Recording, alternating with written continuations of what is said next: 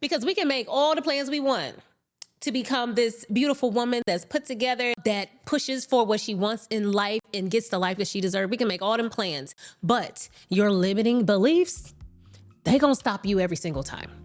Every single time. If in the deepest parts of your mind, you do not believe that you deserve that life or that you can achieve that life or it could never be you, you will never get there. It literally all boils down to who you think you are and who you think you can become. Hey babes, I'm Maya Galore and you're listening to Into the Next, where we are becoming, rebuilding, and elevating into the next season and the best version of ourselves. This is the work no one talks about, so if you're listening, you're meant to be. Welcome to season 2 of the show. If this is your very first time here, I'm so happy to have you joining us on this journey as we are all intentionally elevating into our next season in our very best version. So if you are watching this, you can see we have a brand new set. And until further notice, this is going to be our set, unless we are interviewing somebody that maybe is not in Atlanta. But yeah, I hope you guys love it. I love the vibes. This show is all about elevating, so we got to make sure we elevate the show as well. So I really hope that you guys love it. So the way I imagine this show, y'all, is that each season will have a theme. And this season is still close to the foundation of the show. And I really wanted it to focus on bridging the gap between who we are now and who we are becoming. But I also wanted to explore what it really looks like as you are trying to elevate through past setbacks and experiences in life that sometimes is out of your control. Those are the two themes of this season. I'm super, super excited. And we're going to start off strong with a good foundational episode so that we can get our minds going on those themes. So for this first episode of season 2, we are going to focus on something that is very much the difference between you staying stagnant in the life that you're in or actually getting to the life of your dreams. And that is your self-concept. I feel like the term self-concept is not something that we think about a whole lot. So if you do not know what that is, let me go ahead and tell you the definition. If you look self-concept up on Google, it says, it is the comprehensive collection of beliefs, attitudes, and opinions an individual holds about themselves, essentially answering the question, who am I? It acts as a mental blueprint, including physical, social, and psychological attributes, such as personalities, skills, and roles that shape how one behaves and experiences the world. So essentially, our self-concept is who we believe ourselves to be, what we think about ourselves, who we could possibly become, just all of that wrapped into one word, which is self-concept. And most of what we consider to be our self-concept, or I guess you would say the foundation of it, is like our upbringing, our learned behaviors from our upbringing, from our environments, our values, as well as like our dysfunction or normalized dysfunction, things that we grew up seeing that weren't necessarily right, that shaped who we are as a person. All of those things kind of pour into how we see ourselves. And while there are some things that may seem unchangeable, they actually are not unchangeable. Some things in our life that made us who we are can 100% feel as though this is just who I am. And a lot of us lean on that mindset. This is who I am, take it or leave it, like I ain't changing for nobody. When in reality, a lot of those things that we're referring to can't be holding us back from getting the life that we want. So with that being said, you do have control over your self-concept. So by the end of this episode, I not only want you to realize that you control your self-concept, but I want you to gain the audacity to go after the life that you deserve. If you're just now tuning into the podcast, there might be some things about me that you do not know, but if you've been here through season 1, then you know that your girl has come a long way. I have not always been the version of myself that I am today, and I would describe myself, as I have before on the show, that I'm confident, I know who I am, I'm not afraid to show up as who I am, and I'm not afraid to go after the things that I truly want in my life because I know that it's possible for me. But I have not always been that woman. There was a time, a very long time, because if I'm being honest, I didn't turn into who I am today until 1, 2, 3, 4, 5. 2 years ago. I would say 3 years ago, I started to be in process of becoming who I am. And I would say give it a good 7 years that I thought I was aiming for, having a good self-concept or understanding who I am and knowing who I am, and that person being like a fearless person who's bold and authentic. No, she really wasn't born until about 3 years ago. When I started doing the real work. But prior to that, I 100% was a very sad individual, very low self-esteem, low values, low self-worth. And though I had a lot of dreams and aspirations about who I could be and what I could strive for and what I could accomplish, there were some deep things inside of me that I truly believed about myself that I would never say out loud. That was really keeping me stagnant and unable to truly move forward the way that I wanted to. And I know that a lot of that was based on what I saw, what my environment was, how I grew up, what my norm was as far as my environment. And you know how they say, if you can see it, you can be it. So there were a lot of women in the career that I was going after, which was being a full-time beauty influencer, that had the life that I wanted. But it was like, me? Can I get that life? Can I become the person who can thrive in that type of life? Or am I special enough to live that life? There's also been women that would show up, their presence as far as what they look like and how they present themselves so authentically, so themselves, always look like they're put together and that they got their life together. And baby, let me tell you something, I wanted some of that.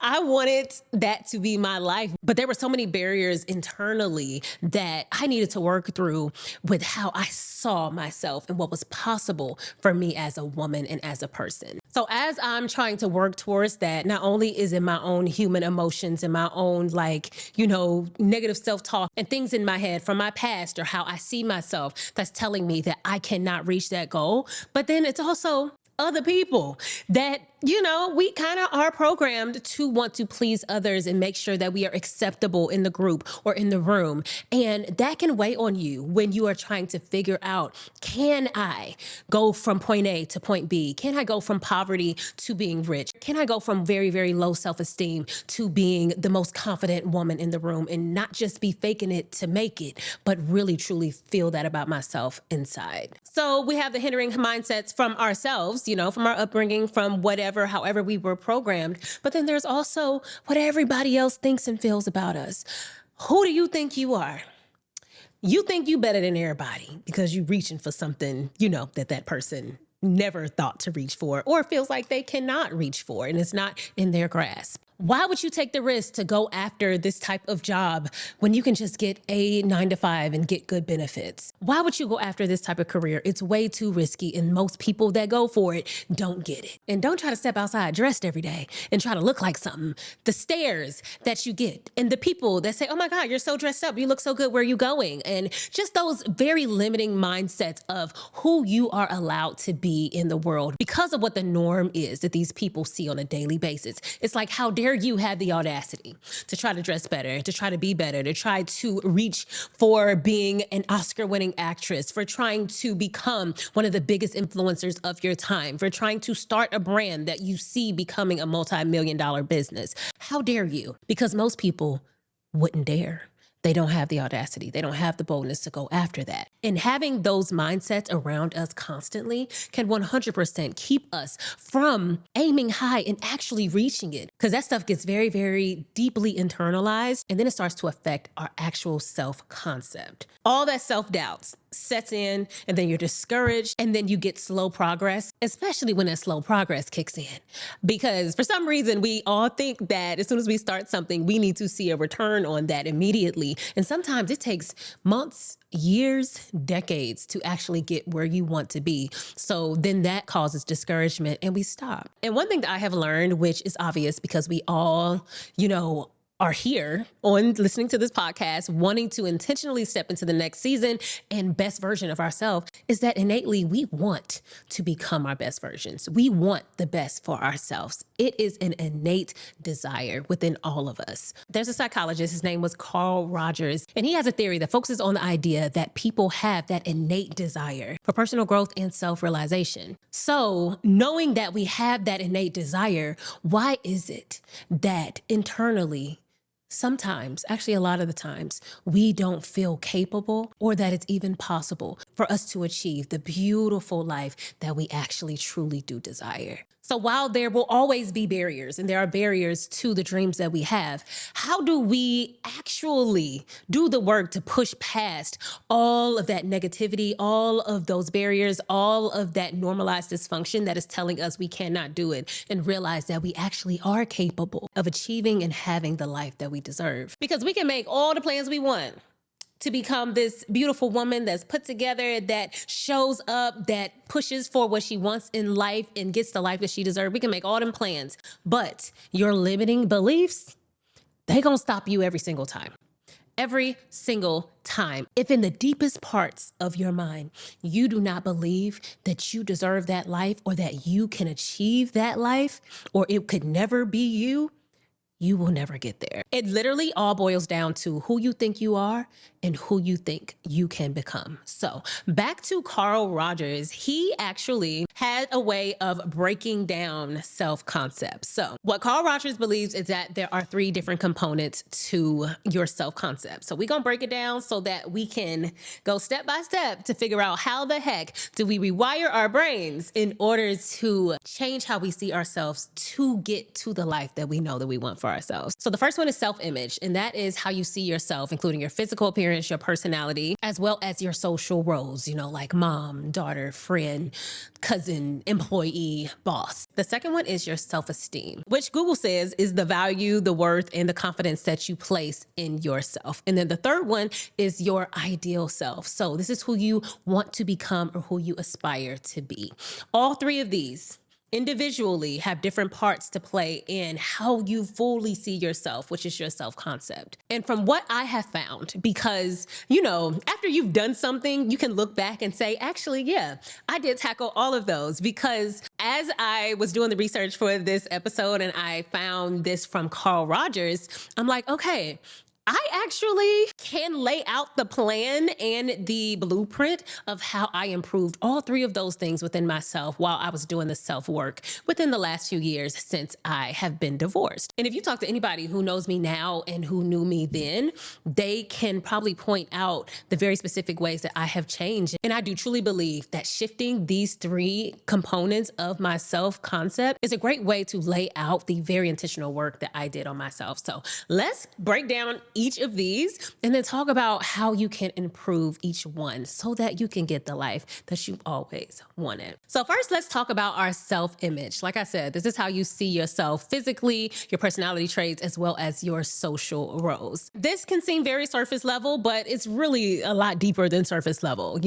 How we look, how we see ourselves physically, as well as the roles that we play in our lives have a lot to do with what limitations we put on ourselves based on physical appearance, personality, and those roles. So when we're talking about improving self-image and we're focused on personality, it's never about changing your personality. It's really about revealing it. So if you have a suppressed personality for whatever reason, it's about discovering what that is. Or if your personality is present, you know what it is, it's about amplifying it. I personally believe that we should love ourselves and who we are and how we show up in this world. And our personality is a big part of that. And I think that is so important to be intentional about loving who you are and your personality that is different from everybody else. Everyone knows that I'm a big advocate of spending time alone. We had an entire episode on that in season 1, episode 9. It is imperative to make sure that you are spending time with yourself to not only get comfortable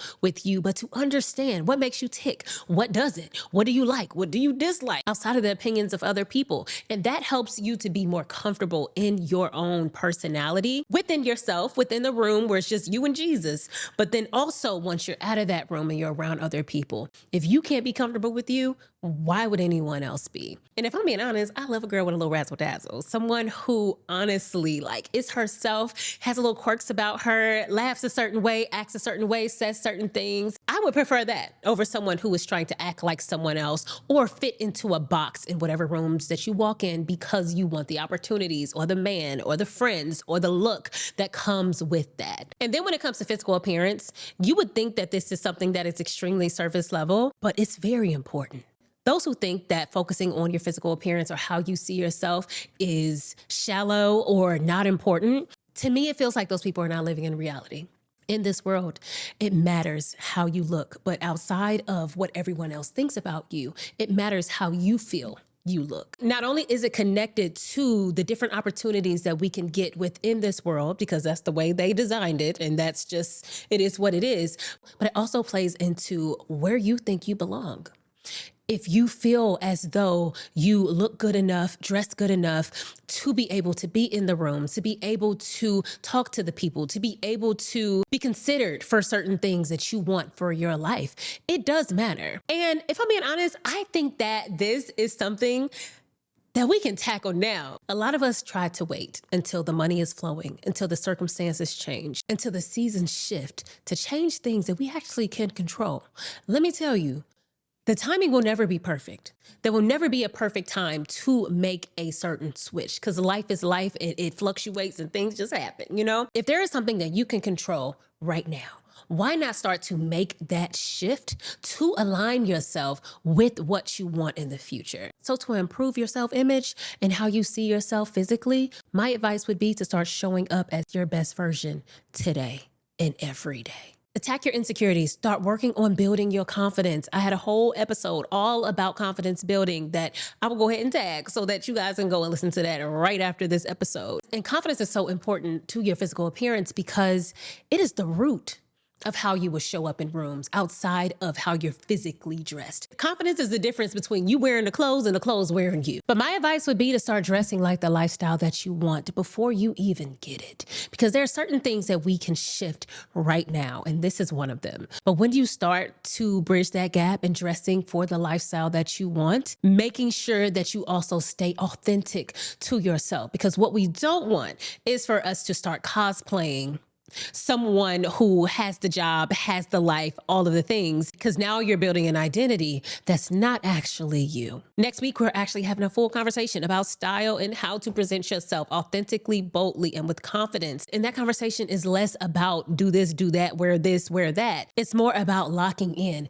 to who you truly are to show up as you to get everything that you want and deserve. Because y'all know, I want you to do you. I refrain from giving advice like, make sure that your nails are, a certain length or a certain color, or that you're dressing in this aesthetic or that aesthetic, or that your hair is like this or your hair is like that, or you need to wear these type of shoes. I refrain from that. If y'all want that advice, I ain't the one. Only because we are all different. We're all different women. We're striving for different things. And I don't think that our self-concept is shifted in a positive direction when we are intentionally trying to fit into a box that is not truly who we are. What I want for you is for you to show up every single day as your most authentic, confident, and comfortable version. So whether that's no makeup and glowing skin, whether that's long acrylic nails or no extensions at all, whether you're more comfortable with a pixie cut or a 30-inch bust down or a full beat, I don't care what it is. I want you to show up as you because that is what's going to shift your self-concept in the best way possible. One thing that I know for sure is that your purpose will make room for you. So you don't have to shape shift in order to get the things in life that you want, that other people have, because then you're really just, like I said, cosplaying and creating an identity that's not truly you.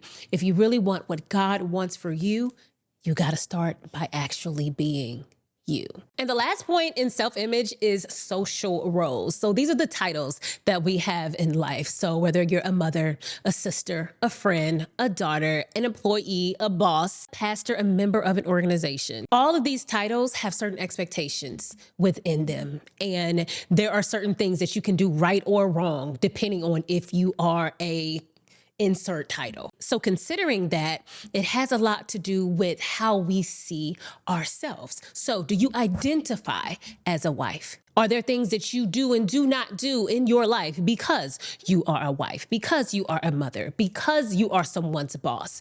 So when it comes to the social roles, it's less about how to improve them. It's more about what do you connect to your identity and if there is balance there. Who are you outside of your social roles, outside of being a wife, a mother, a student, an employee? Who are you outside of that? And does that take up too much space within your identity and how you see yourself? Are you limiting your life based on the limitations or the general worldly limitations of that specific title? Is the basis of who you are based on how you perform in this role?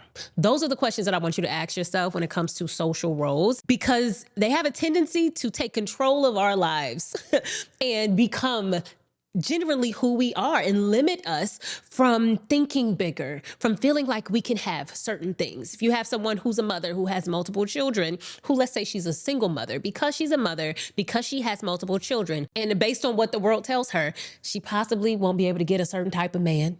You possibly won't be able to live a certain type of life or have the freedom to do certain things. Depending on what you want to do with your life, you might be looked down upon because you are a mother. So those are all of the limiting ways that these social roles can keep us within a box. So you got to be intentional about thinking about them so that you can move past those limitations. When we put too much emphasis on our social roles, we subconsciously become only that role, and not enough emphasis is placed on other aspects of who we are. So while it's good to thrive, to be good at whatever role that we have, it's very important to be intentional about that role not becoming our full identity. So with that being said, the way we improve our social roles is to lean into balance, because they have their place. You know, they're all well and good, but they should not be the bulk of who we are. If you watch my channel, you know I'm a mom. I have a 15-year-old daughter. She used to want to be on camera. She don't want to be on camera as much now just because she's getting older.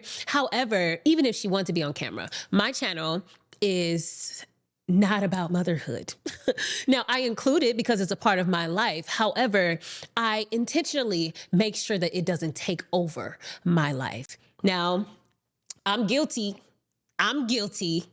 Okay? Because if you're watching this and you know me, you know exactly what I'm finna say. I am guilty of allowing being in a relationship or being with a man to take over my life and how I show up online with my work.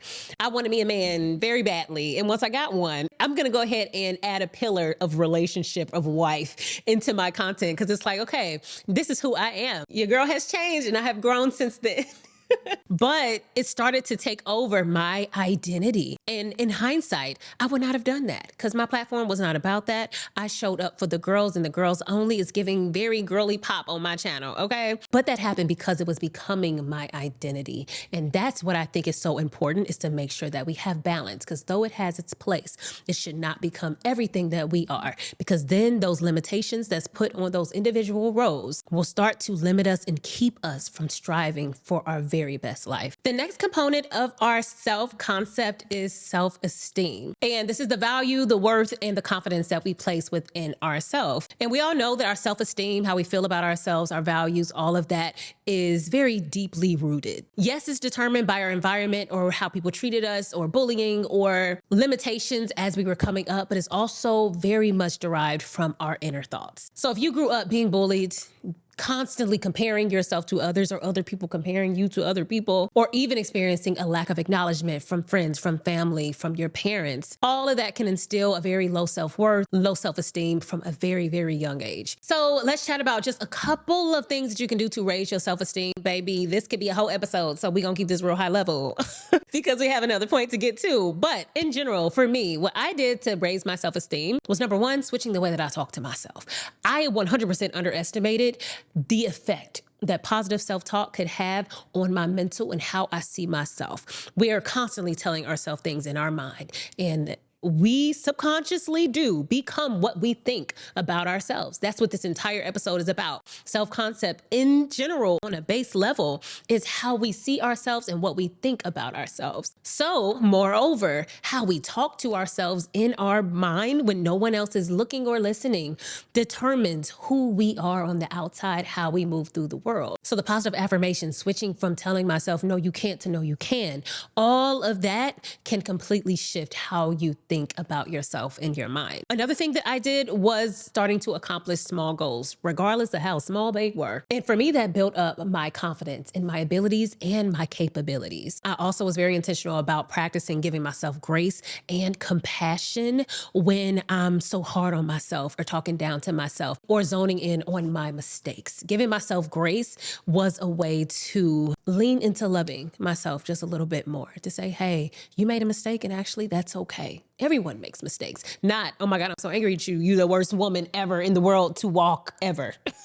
And that's how I used to talk to myself and call myself all types of names. And I had a lack of grace for myself. But once I started to be intentional about that, my self-esteem improved tremendously. And next, I tackled my blind spots, the things that were operating within me in my mind, how I showed up in the world, my choices without my permission. We have an entire episode all on blind spots. That's episode 2 of season 1. So make sure you go and check that out. The last component is our ideal self. So in season 1, episode 1, the very first episode of this podcast, we talked about imagining our best version. So this is essentially who we aspire to be or who we believe we can become. So while we made the list and we figured out, who we want to be and who that woman is, what she looks like, what she dresses like, what her daily looks like, what her values are, beliefs, all of the things, do we believe that we can become that person? Yeah, we aspire to her, but what is keeping us from actually becoming her? Because I don't know about you, but the sky should be the limit. When you think about your list of your best version, if you have not done it yet, I'm gonna need you to actually know your goal for this journey. You definitely should not be shooting in the dark. Who are you trying to become? What does that best version look like? What is her life? What is her vibe? What does she dress like? All the things. If you don't have that yet, please do that before you move on listening to this podcast. But if you look at that list and don't feel some type of fear or some type of unsettledness and uncomfortableness, then your list ain't big enough. I need you to reach for the sky. And why? Because it's possible. What's the difference between you and a celebrity? The only difference is that person has more recognition. That is it. And why do they have more recognition? Because they have made action towards that recognition. So my first point here is that I'm gonna need you to get some action. I saw a creator the other day. Her name is Tam. She creates content all about becoming your best self. And she said that the only difference between you now and your best version is your actions. Your best version is just waiting for your choices to catch up. Hoping is dead, but action is key. And you will not be perfect. You may never be perfect because we're not supposed to be perfect, but you will never, ever, ever, ever get there if you do not try. If I'm being honest, I think I'm really good at this podcast thing. I love this. This feels like me. It feels very natural for me. I love it. But I love it when I'm sitting here talking to y'all one-on-one. You know what I'm saying? I'm looking at the camera like this is a vibe. I love it. What I'm not as good at is interviews. Now, next week, we will have our very, very first interview on this show. And the vision that I see for myself and for this show includes interviews because you really can't get as far as you want to with a podcast if you don't have interviews, number one. But also, I want to bring in other perspectives. I want to have conversations. I want to talk to women and women that you guys know and women that we look up to and talk about their stories and talk about their mindsets, talk about their values, talk about how they got to where they are. So long term, who I see myself to be my best version, she's an amazing interviewer. She has interviews on the show often and she's good at it and it's a beautiful conversation and she's comfortable doing it. If I'm being honest with y'all, interviewing scares me. Now, I was very nervous doing the first few interviews for this podcast because it's not my comfort level. But how do I become comfortable with it? By actually doing it. I will never get to be a natural interviewer or be good in that aspect of my career and what I'm doing with this show if I don't put foot to ground and book the interviews and bring people in and get better each time. You have to try and then fail and then re-execute and then fail again and then readjust and then try again. And every single time you'll get better and better and better and better and better as you reach towards becoming that person that you want to be. In my very first interview, I ain't gonna lie to y'all, I was very nervous. And I feel like I was holding back a little bit just because I was unsure of my own ability. But for the second one, I had a little bit more confidence. I talked back a little bit more. It was more of a back and forth. And that's because I learned from the first one. And then after that second one, I learned from that one into the third one. And then I'm actually filming another one today. I'm going to do better there. And I already feel more comfortable and confident and not as hard on myself. It's 100% a process at first, but I see myself thriving in that space and being a great interviewer and having a show that is engaging and that people love watching these conversations, which brings me to my point number 2. I want you to dare to live your life with audacity. When you look up audacity, the definition is a confident, daring, and often reckless boldness, frequently characterized by rude, disrespectful, or arrogant behavior.